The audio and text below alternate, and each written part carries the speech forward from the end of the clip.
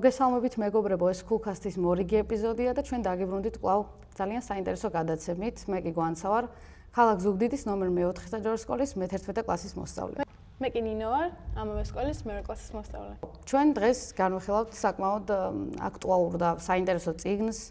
ეს გახლავთ ჯემალ ქარჩხაძის ზებულონი და დარწმუნებული ვარ, ბევრმა თქვენგან მაიცის და ბევრსაც წაკითხული ექნება ეს წიგნი. ზოგადად რთულია მსგავსი წიგნების ნახვა და მით უმეტეს წაკითხვა დღევანდელ რეალობაში, იმიტომ რომ ძალიან იშვიათია, როდესაც ავტორი მიდის შენ გულთან ახლოს და თითქოს შენ გრძნობებს ეხება, ამიტომაც ძალიან იშვიათობაა მსგავსი წიგნების წაკითხვა.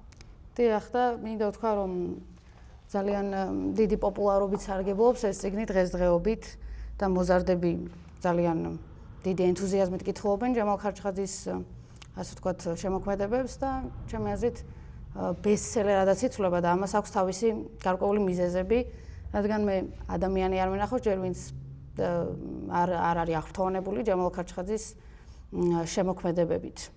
საკმაოდ დიდი მოლოდინები მქონდა ზოგადად მე რო კითხულობდი ამ წიგნს, სანამ დავიწყებდი კითხვას იქამდეც.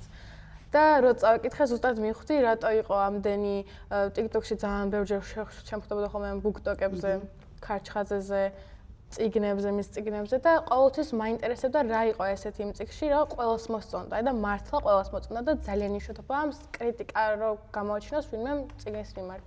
რა თქმა უნდა, ეს თავად ავტორის დამსახურებაც არის, ასე ვფიქრობ. ჩვენი გენიოსი დაიბადა 1936 წლის 13 მაისს ვანის რაიონის სოფელ უშხუთში და სკოლის დამთავრების შემდეგ სწავლა განაგრძო თბილისის სახელმწიფო უნივერსიტეტში ფილოლოგიის ფაკულტეტზე. რის შემდეგაც ამ უნივერსიტეტის დასრულების შემდეგ ეს გართული იყო თოჯინების თეატრში მუშაობით და ასევე კინოსტუდია ფილმშიც აქვს ნამუშევარი მას და ასე ვთქვათ ძალიან საინტერესო ბავშვობა აქვს ჯემალ ქარჩხაძეს. მოგეთ გვანც ახლა შენ რაც თქვი, იმასთან დაკავშირებით შეგვიძლია თავისუფლად ვთქვათ, რომ ჯემალ ქარჩხაძე ნამდვილად ხელოვანი ადამიანი იყო. შემოქმედებითი მხარე განსაკუთრებულად მდიდარია და მით უმეტეს საქართველოში საკმაოდ რთულია, რომ ადამიანს შეეძლოს მსგავს ბევრ საკითხში კარგად გარკვევა და ვფიქრობ, რომ ძალიან სამაყო წიგნია ზებულონი და როგორ შესაძლოა რომ წავიკითხოთ, ერთ-ერთი ყველაზე დიდი ბედნიერება ალბათ. რა თქმა უნდა, გეთანხმები და მინდა გავუსვა, ახლა რომ დავამთავროთ მისი ბიოგრაფიით, ბოლოს ვიტყვი, რომ თავმდაბალი იყო, ძალიან თავმდაბალი ჩვენი ჯემალი და ეს არის ძალიან კარგი თვისება. თავმდაბალი იყო იმიტომ, რომ მას ერთ-ერთ ინტერვიუში თავის შემოქმედებიდან ერთ-ერთ წიგნზე აქვს ნათქვამი იგიზე თუ არ ვცდები, ეს არ არისო ჩემი საუკეთესო წიგნი. არადა როგორც ვიცით, იგი მორიგი შედევრია ქართული და არა მხოლოდ ქართული ლიტერატურისა, მაგრამ გონია რომ შეგვიძლია ვიპოვოთ მის წარმოთქმულში სიმართლის მარცვალი. რადგან არანაკლები წიგნებია მისი ანტონიო და დავითი, მდგმური და უშუალოდ ზებულონი, რაზეც დღეს ჩვენ ვისაუბრებთ. ეხლა რო გადავიდეთ წიგნზე, თვითონ წიგნის მოდ დავახასიათოთ ერთი წიგნი როგორია, იმიტომ რომ მე რო ვკითხულობდი, ძალიან ღრმად ჩამწვდა სულში. ძალიან ბევრი საერთო ვიპოვე ზებულონთან, განსაკუთრებით თავიდან რო იწყებოდა ეს თითქოს ადაპტაციის მომენტი, ჩემთვის ადაპტაციის მომენტი იყო, თავიდან რო ვკითხულობდი და ზებულონისთვისაც ეს განსხვავებები, რაც მის თანატოლებთან არ აკავშირებდა, ან აკავშირებდა თუნდაც და ვფიქრობ, რომ ყველას ქონია ეგეთი მომენტი ცხოვრებაში, რომ რაღაცა ისე არ არის, როგორც შენ გინდა, ან რაღაცა ისე არ აგაქვს, როგორც შენ გინდა რომ მქონდეს. და ზუსტად ეგ იყო ჩემთან, რაც ყველაზე ახლოს მოვიდა. კი, გეთანხმები აბსოლუტურად. ჩემთვის ეს წიგნი არის ძალიან დიდი წიგნი, მაგრამ სიდიდეში არ გულისხმობ ისი გვერდების რაოდენობას, არამედ გულისხმობ შინაარსის სიდიდეს, ამ შინაარსის აუცილებლობას და მნიშვნელობას ჩვენთვის ადამიანებისთვის.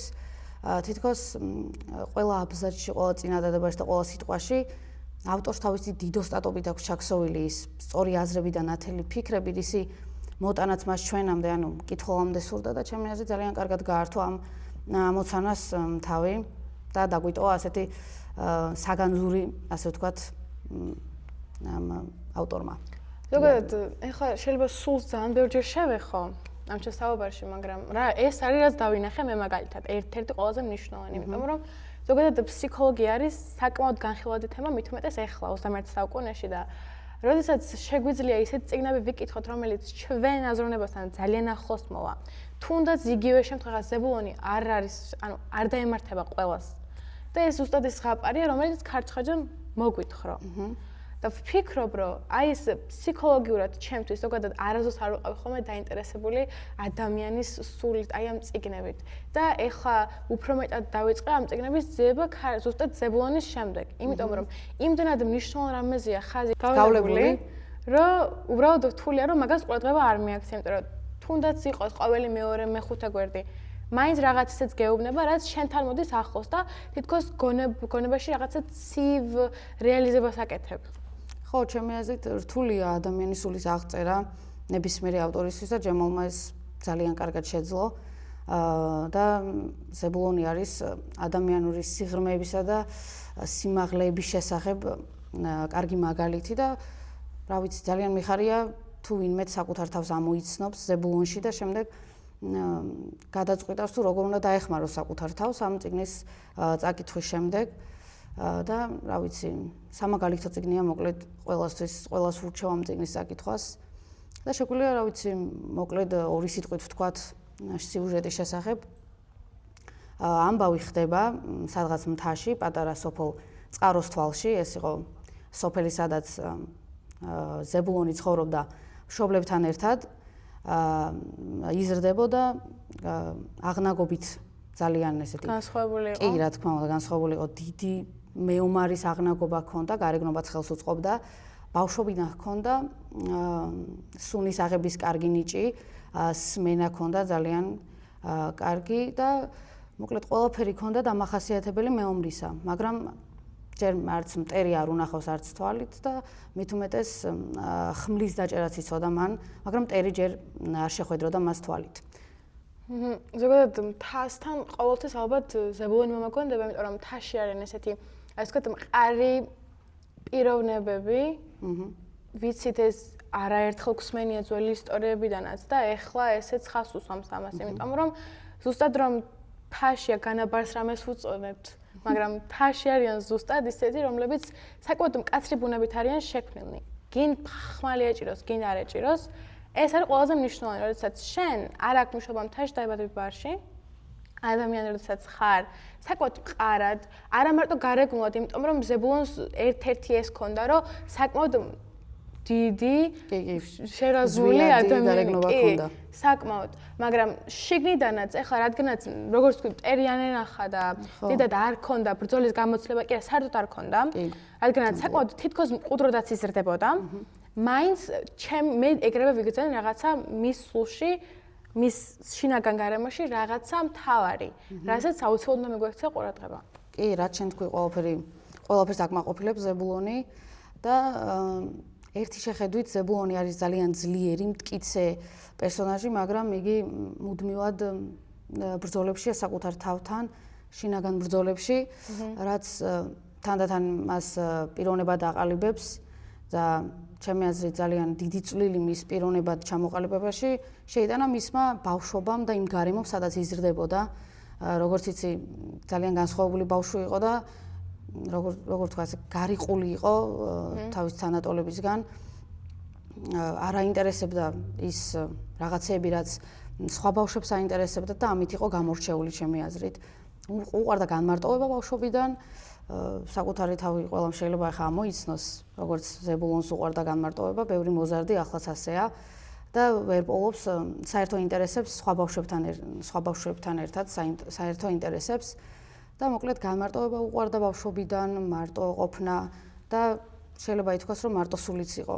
და მან დიდი წვლილი შეიტანა მის პიროვნებად ჩამოყალიბებაში. კი, მაგას ვფიქრობ მე ზუსტად, იმიტომ რომ საერთოდ არ ვფიქრობ, რომ მარტოობა ცუდია. გინ ექსტროვერტი იყავი, გინ ინტროვერტი, არ აქვს მაგას მნიშვნელობა. ყველა ცალკე ფაზაში მიდის და რო ხარ მარტოსული და რო ხარ ინტროვერტი, არამაში არაფერი არის საერთოდ ცუდი. და ზუსტად ზებულონი თავის თავთან ბრძოლობდა. იბრძოდა თავის თავთან, მხოლოდ და მხოლოდ მის ცხოვრებაში, მისი, ასე ვთქვათ, სარკეში ხედავდა მუდმივად, თავის თავში ხედავდა კარგს, ცუდს და ყველაფერი განსხვავებულად არის მართლა აღწერილი, მიკროძოების გარეშე რო ვთქვათ, იმიტომ რომ მაინც ახლა როდესაც მარტო ხარ და არ ყავდა და ძმა არ ყავდა და მით უმეტეს რთულია, როდესაც დედის ერთა ხარ, რაღაცა შენი იპოვა, რამდენი მეგობარიც არ უნდა ყავდეს გარშემო, რამდენი ადამიანიც, ხო? თვითონ მშობლებსაც გააჩინა, რა თქმა უნდა, რა სივრცეში იზრდები, რა ოჯახში ხარ, საცხოვრებელიც არ ქონდა ახლა, როგორც ახლა ბევრს აქვს. და ამიტომაც ვფიქრობ, რომ ძალიან კარგად იზრდებოდა, ძალიან კარგად ვითარდებოდა და ეს თავის თავთან ბრძოლამ, როგორც შენ თქვი, მისცა შესაძლებლობა, რომ უფრო კარგად დამოესწრო თავისი თავი და წლების მერე კიდევ უფრო ესწავლა ბევრი რამე თავის თავთან დაკავშირებით. ხო, და შემიძლია ვთქვა, თუ რა იყო მთავარი მიზეზი, რის გამოც იგი მუდმივად საკუთარ თავთან ბრძოლაში იყო. ეს იყო ის, რომ, ჩემი აზრით, როგორც მე ჩამოვაყალიბე, წიგნში რა დროც არის აღწერილი, ეს დრო გამოირჩეოდა მტერიანობით, ანუ საქართველოს მუდმივად მტერი ესეოდა და ადამიანის ერთადერთი საზრუნავი ის იყო, თუ როგორ დადგომოდა საკუთარ სამშობლოს და მოკლედ ხმალი უნდა აიღო ყველას და როგორ გადარჩენილიყო. ხო, როგორ გადარჩენილიყო და ზებულონი განსხვავებულად ფიქრობდა და გაცილებით სხვაგან იყო აზრებით, ვიდრე ჩვეულებრივი ადამიანი იმ დროს, როგორც ვიცით, ზებულონს ხმალთან ანუ ხმლის დაჭერა როგორც იცოდა, ასევე მას სხვა აზრები აწუხებდა და ეს იყო ის, რომ მას როგორც ვიცით, განათლების მიღება სურდა, ეს იყო განსხვავებული აზრი. ანუ არც ერთი მე ზებულონი ერთ-ერთი იყო, ვისაც ერთადერთი შეიძლება ითქვას, ვისაც ასეთი სურვილი ჰქონდა, როგორ იყო წიგნში კელაპტარი დაენთო, ესა განათლების კელაპტარი, რათა ისევ და ისევ სხვებს გამოსდგომოდა, მაგრამ ამ განსხვავებული აზრის გამო მთლიანი წიგნი იგი, რა ვიცი, იტანჯებოდა და რაღაც ბრძოლებში იყო მუდმივად. კი, ამ განათლების მოპოვებით თითქოს თავის გამოვლენა უნდოდა, რომ ამ დაემტკიცებინა გარშემო მყოფებისთვის, რომ მართლა ყველა ადამიანი არის ადამიანი, არ აქვს მნიშვნელობა, ვინ ჩემზე მაღალია, ვინ ჩემზე დაბალია. მე თუ მაქვს სრული რაღაცა გამახორციელო, უნდა მქონდეს იმის შესაძლებლობა და გარშემო სწორი ადამიანები, ნამდვილი ადამიანები, რომლებიც ამის შესაძლებლობას მოგცემენ და განათლების მიღება მაშინ მით უმეტეს ძალიან რთული იყო, როდესაც უკვე ზებულონი არის. მით უმეტეს თვით გადარჩენისთვის იბრძოდა ყველა და რა მკვლელობები არ ხდებოდა, მამა მოუკლეს, ტრაგიკული წიგნია და მაგ დროს მართლა ის იყო, რაც ადამიანი უბრალოდ სინათლის გარეშე, რომელიც ამ შემთხვევაში განათლება ვერ იარსებობდა თითქოს და, მაგრამ ბევრისთვის წიგნში უპირატესობა მაინც ხმლის დაჭერა და ბრძოლა იყო. და ჩემი აზრით დღევანდელი დროც არის აღწერილი ამ წიგნში, რადგან ბევრი ოჯახი საკუთარ შვილებს უკრძალავს განათლებას და ბევრმა შეიძლება საკუთარი თავი ამოიცნოს აქ ამ მომენტში, მაგრამ ზებულონს სულ სხვა მიზეზით უკრძალავდნენ, უпростоრად ანიშნებდნენ და მიანიშნებდნენ, რომ იგი განსხვავებულად მოაზროვნე იყო და ჯობდა რომ შეხედულებები შეეცვალა. და დღესდღეობით განათლებას უკრძალავენ ბავშვებს, იმიტომ რომ ოჯახი არ არის იმდენად განსწავლული, რომ იცოდეს ბავშვის სწავლის ფასი და ბავშვის საზღვრები რომ დაიცვას და 1000 რაღაცა სულელური აზრებით უტენიან ბავშვს თავს, რომ გადააფიქრებინონ განათლების მიღება და წარმოუდგენელი მიმაჩნია, რატო უნდა გადააფიქრებინონ ბავშვს განათლების მიღება. თან მით უმეტეს ეხლა ხანდელ დროზე დავიწყეთ საუბარი და ეხლა მით უმეტეს ყველა თითქოს და განათლებით არის. განათლების შეიძლება რომ განსაჯო ადამიანი. და ვფიქრობ, რომ ზუსტად ეს არის, რომ ყველა დროის წიგნია, ყველაფერთან შეგიძლია. განაეხლა არ არის ბრძოლა, მე რა რომ ხმალი არ გვიჭირავს, ხო? განაეხლა არ ბრძოლობთ რაღაცისთვის. თითქოს ანუ რამე დამყარებაში, ჩვენი თავის გამოვლენაში, თუნდაც ვისწავლოთ, თუნდაც რაღაცა ახალი გავაკეთოთ, ყველა დროის წიგნია და შესაძლებლობას გვაძლევს ზუსტადაც, რომ ახალი დავინახოთ. რამდენი წელიც არ უნდა გავიდეს და ვინც არ უნდა წაკითხოს ზებულონი, ზუსტად იმ დროს დაინახავს ალბათ. როგორც ახლა ჩვენ ხედავთ ეხლანდელ დროს.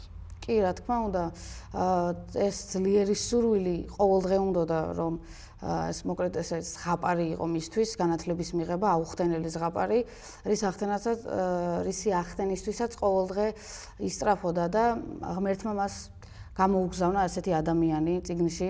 სიუჟეტში ვხედავთ, ეს იყო იმ დროს განსწავლული ადამიანი, ძალიან ჭკვიანი და ესე ქრისტიანობის, ასე ვთქვათ, რა ვიცი, მამამთავარი ასე ეძახდნენ წიგნში, იოվել ბატონიშვილზე მაქვს საუბარი და იგი თავისი ფეხით მოვიდა ზებულონამდე და თითქოს ზებულონმა დაიჯერა, რომ აი ჩემი ზღაპარია და ეს უნდა ახდეს, მაგრამ როგორც ვიცი, ტრაგიკულად დასრულდა. მას გამგზავრების წინ ტრაგიკულად დაეღუპა მამა. რის შედეგადაც მან ვერ შეძლო ის მოახლოებული ზღაპრის ახდენა და განათლების მისაღებად გამგზავრება. ხო, სხვადასხვა კონსპექტებს და ჩანიშნებს და ნიშნებს ვაკეთებ წიგნებზე. მაგრამ რამდენი ხანი რომ ველოდებოდი ამის კითხვას, ავიღე კალამი, ფურცელი და დავიდე და ეგრევე რომ ჩდება იოვე ბატონიშვილი, ზუსტად მაგ ჩანაწერი, რომ გონია რომ ყველაზე მაგარი მეგობრები იქნებიან. იმიტომ რომ ისეთ რაღაცას ხედავს, თუნდაც არ დაენახა, ვიცოდი რომ ფიქრობდი რომ გრძნობდა ესეთ რაღაცას ზებულონისგან, რასაც ვერც მამა, ვერც დედა ვერავინ ვერ ხედავდა. ბევრიც არ ყავდა ახლა მან რომ ვინმეს დაენახა ზებულონი. მაგრამ ფიქრობდი რომ უმაგრესი მეგობრები იქნებოდნენ და აი ისე კარგად მიწავიდოდა წიგნის სიუჟეტი, რომ აი ამაზე უკეთესი არაფერი იქნებოდა, მაგრამ თითქოს გამზაფრდა, როგორც ვთქვი, ტრაგიკულად დაიღუპა მამა და მე უკვე ყველაფერი აირია, ანუ თითქოს და რაღაცა შენდებოდა ყარად კოშკი და ბოლოს ისე მოხდა, რომ ყველაფერი დაინგრა. კი, ნამდვილად. დაგეთანხმები იმაში, რომ რაღაც სულიერი კავშირი ჰქონდა მას იოვე ბატონიშვილთან, ასე რომ არ იყოს, რატომ მოვიდოდა იოვე ბატონიშვილი თავისი ფეხით ზებულონის სახლამდე, სადღაც მთაში, წყაროს თვალში, რატომ მოაკითხავდა ზებულონს მაინც და მაინც.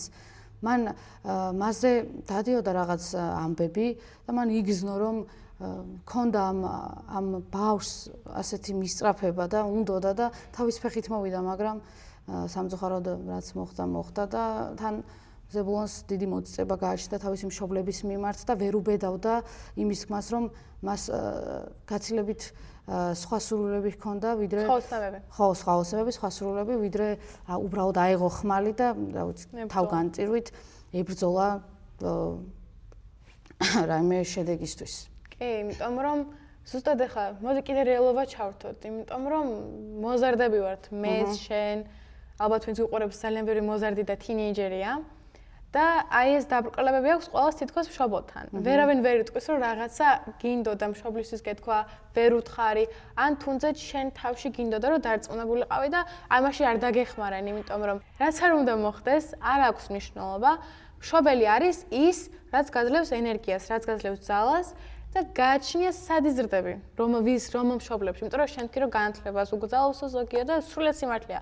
ზოგი არა, მაგრამ ძალიან ბევრი უგზავნოს და განათლებას და მარტო განათლებას რომ არ შევეხოთ, ზებულონს უჭირდა ზუსტად აი ამ მშობლების დატოვება. თორე ზუსტად ვიცი, რომ იმ დღესვე წავიდოდა, გაქრებოდა იქიდან და თავის აღმოჩენას დაიწყებდა და იმ თავგადასავალს სხვანაირად დაწერდა. ვიდრე წავიდა და ამიტომაც ეგ არის ამას გვასწავლის, რომ არ უნდა შევინახოთ ყველაფერი ჩვენ თავში, იმიტომ რომ ბოლოს ეგ ან ჩარჩება, ან კიდე აღმოეფხრება და ამ შემთხვევაში რომელია უკეთესი, იქ რომ მაყურებელი გადაწყვეტს ალბათ. ხო და ჩემი აზრით ძველ დროში როგორი მოწიწებაც იყო მშობლების მიმართ, დამეთანხმება რომ ახლა ისეთი არ არის.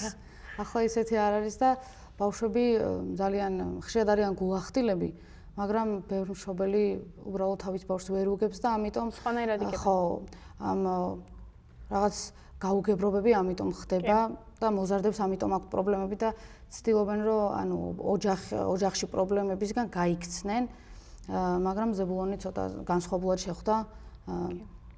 მან როგორც მახსოვს მამასთან მივიდა, რომ ეკითხა თუ თვითონ რას ფიქრობდა იმის შესახებ, რაც იოველ ბატონიშვილმა წარმოთქვა, ამის შესახებ რას ფიქრობდა. და ძალიან უჭირდა ამის თქმა, ამ ნაბიჯის გადადგმა, რომ მისულიყო მამამისთან და ეთქვა თავისი თვითონ რა სურდა.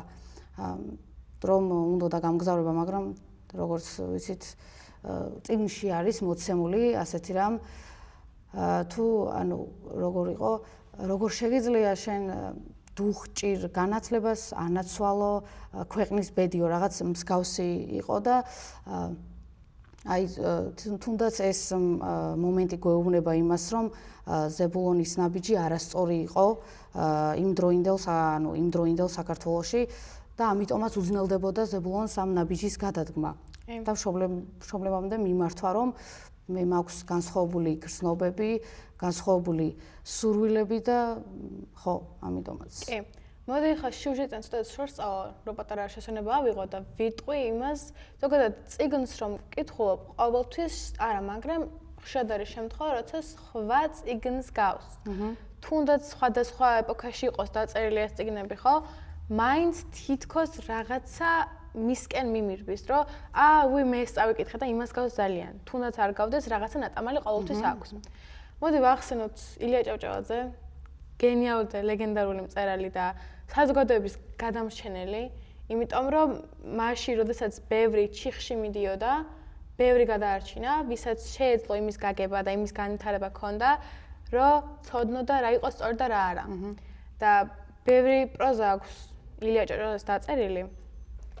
და მოდი ვთქვათ, რამდენიმე ვახსენოთ, მაგალითად სარჩო-ბელა, მგზავრის წერილები და ჩემს საყვარელი კაცი ადამიანი, იმიტომ რომ სიახლოვეს ვხედავ ამ პროზასა და ამ წიგნში. რას ახლა კიდევ სულზე გადავალ? ძალიან კარგად ახასიათებს ორივე ადამიანს. როგორც არა ადამიანს და წიგნის პერსონაჟს, იმიტომ რომ ზოგი არის რომ წიგნს რო წერს, უბრალოდ პერსონაჟს წერს და არა ადამიანს თვითონ წიგნში. ამიტომაც ეგ უნდა გავითვალისწინოთ, ვინმეს თუ წერს წიგნს და როდესაც ადამიანს ზუსტად რომ ადამიანად გამოსახავს და ჩვეულებრივად წერს გენიალურად, ასე ვთქვათ, ჩვეულებრივად გენიალურად წერს, ეს არის ყველაზე დიდი გამართლება მწერალში, როდესაც შეგიძლია შენ ფურცელზე, იმიტომ რომ ვიცით რომ ფურცელი ბევრ ამას უძლებს და ადამიანზე გამძლეა. და ამ ადამიანზე გამძლე საგანზე აუცილებლად პატარა ადამიანის ნატამალიც რომ მქონდეს დარჩენილი, ვფიქრობ რომ კარგად უნდა შეეძლოს მწერალს ადამიანის გამრცობა და ადამიანის ასე ვთქვათ გადაშლა გაშლილი წიგნებით.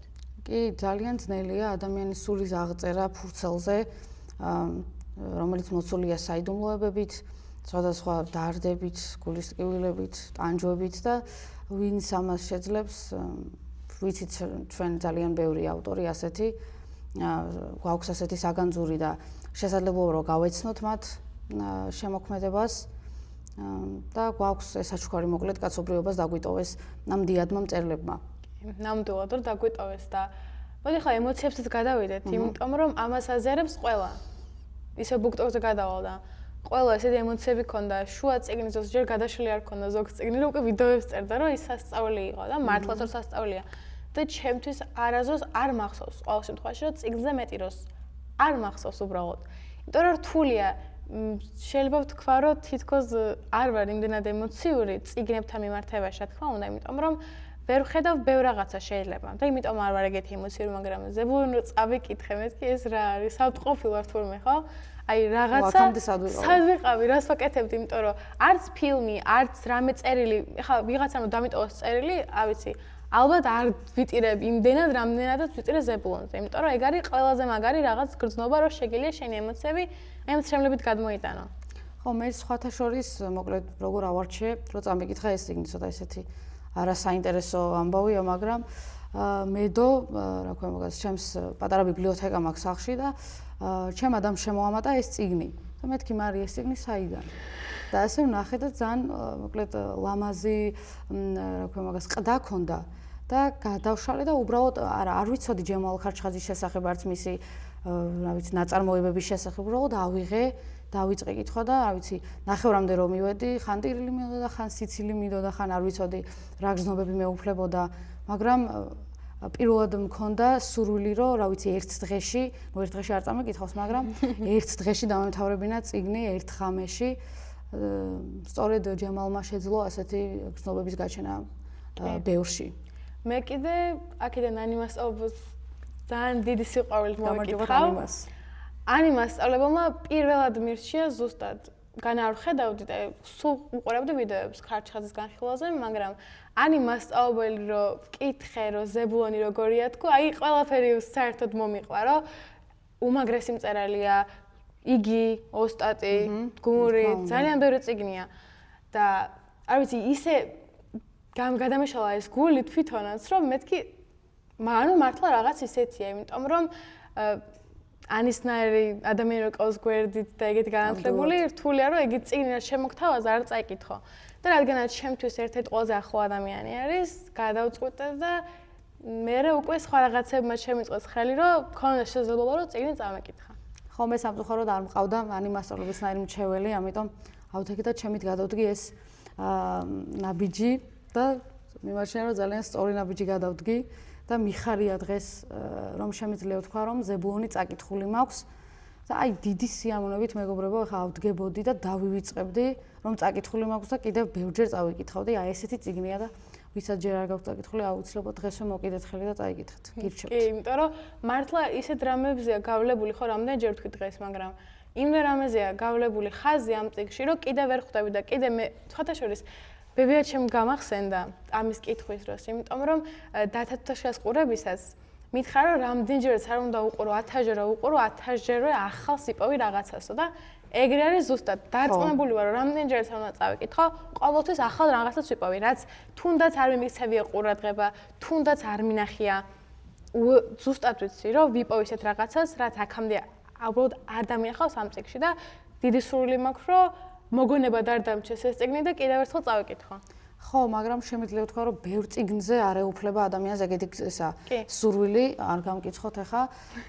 ზებულონი ჩემთვის არის განსაკუთრებული, ჩემი აზრით, რომელიც ადამიანმა, რა ვიცი, დაუყოვნებლივ უნდა წაიკითხოს. კი, იმიტომ რომ არ მოგინდება წიგნი დაამთავრო და წაიკითხო თავიდან. მე მაგალითად ეგ არ მქონია ბევრ წიგნზე, რომ დავდებ თაროზე და ძალიან კი, მიყვარდა წიგნი, მაგრამ უბრალოდ რომ გადამეკითხა, იმაზე არ მწვებოდა გული, იმიტომ რომ მინდოდა რომ იმ მოგონებად და ემოცია დარჩენილიყო და ზებულონი ახლა მართლა მინდა რომ ავიღო და წავიკითხო. მართლა ძალიან კარგია. ხო, მრავალჯერ ვახსენეთ, რომ ეს წიგნი აუცილებლად წასაკითხი წიგნია ნებისმიერი თაობისთვის, რადგან აქ არის იმ თემებზე საუბარი, რაც ყველას გამოგვადგება და ამის მიზეზი იმის მიზეზი რომ ყველამ უნდა წავიკითხოთ ეს წიგნი არის ერთ-ერთი კიდე ძალიან მთავარი თემა, ეს გახლავთ სიყვარულის თემა ამ წიგნში ჯემალ ქარჩხანძემ გადმოგცა ჭეშმარიტი სიყვარულის მნიშვნელობა და აუცილებლობა. ამ წიგნში არის აღწერილი ჭეშმარიტი სიყვარული, ზებულონი სრულიად შემთხვევით ხვდება თავისთვის ერთ-ერთ საყვარელ ადამიანს და რის გამოც მზად არის შემდეგ, რაღაცები დათმოს, მაგრამ ამაზე ახლა არ ვისაუბრებთ და დღევანდელ ცხოვრებაში რომ გადმოვერთოთ, წყვილებს რაღაც პერიოდის შემდეგ უწევთ თავიანთ გრძნობებზე უარის თქმა, არ აქვს მნიშვნელობა რა დიდი გრძნობებიც არ უნდა კონდეს, შეიძლება შენ ცხოვრებაში და წყვილის ცხოვრებაში დადგეს ისეთი პერიოდი, რომ ახლა უარი უნდა ვთქვათ, ახლა უნდა ვუარყოთ და მოკლედ ამით ჭეშმარიტი სიყვარული ამიტომ არის ცოტა იშვიათი დღესდღეობით. კი და თან მოდი მეორე მხარესაც ვისაუბროთ, იმიტომ რომ ყველაფერს აქვს ორი მხარე. ეს თქმა უნდა. და მოდი ამაზეც ვთქვათ ცოტა. თითქოს აი ეს დამალვაც არ არის, შეიძლება ესე ვთქვათ, იმიტომ რომ რაღაცა უფერულდება სიყვარული, აი ეს ჩათესილი ნაპერწკალი, რომელიც გეგონა რომ აღვივდებოდა, გაიზრდებოდა, უფრო კარგ რამეში გადაიზრდებოდა, თითქოს საერთოდ ქრება. საერთოდ ჭკნება და ზუსტად ეს არის, რაც მნიშვნელობას ანიჭებს ალბათ ამ წიგნსაც, იმიტომ რომ ბევრ მხარე შეიძლება წახვიდე და თითოეული თემა სხვანაირად განსაჯო და უბრალოდ სხვანაირი ანალიზი გავუკეთო. ჩემი აზრით, ჩვენს კითხველსაც, როგორც მე კითხვის დროს, ალბათ უშუალოდ სიყვარულის თემაზე რო გადავა, დაეუფლება, ანუ პარალელს გავლებს ვეფხისტყაოსანთან, ან ვეფხისტყაოსანზე, მე პირადად ზებულონის ნესტანთან ერთად გამახსენდა ვეფხისტყაოსანში ნესტან დარეჯანი. იქაც ესეთი უპირობო სიყვარული იყო მოცემული, როგორც ჩვენს წიგნში. კი, იქაც თითქოს ის პრიორიტეტები, რაც ჰქონდა ზებულონს და ზებულონში ვნახეთ. თითქოს ძალიან ემთხვევა ერთმანეთს და თითქოს რაღაცა ერთმანეთთან ახლოს არიან. ხო, მე მგონი საკმაოდ საინტერესოდ ვისაუბრეთ. ეხლა ჩვენ არ გვინდა რომ ზედმეტი ინფორმაციით შეგმოსოთ, იმიტომ რომ მაინც ინტერესი რო გქონდეთ და რო შეინახოთ ესე ვთქვათ ეს ენთუზიაზმი, ბოლოსკენ არ ვიტყვით ბოლოში რაც მოხდა, ამიტომ რო წაიკითხოთ, გაგვიზიარეთ აუცილებლად. თუ მოგეწონათ მსგავსი ვიდეოები რომ არ გამოტოვოთ, აუცილებლად გამოყვებით სოციალურ ქსელებზე, აუცილებლად გვადევნეთ თვალყური, რათა ასეთი საინტერესო გადაცემები არ გამოტოვოთ და იყოთ ახლოს ჩვენს თაობასთან. აუცილებლად გამოგვიწერეთ და ეს Coolcast იყო. ნახვამდის.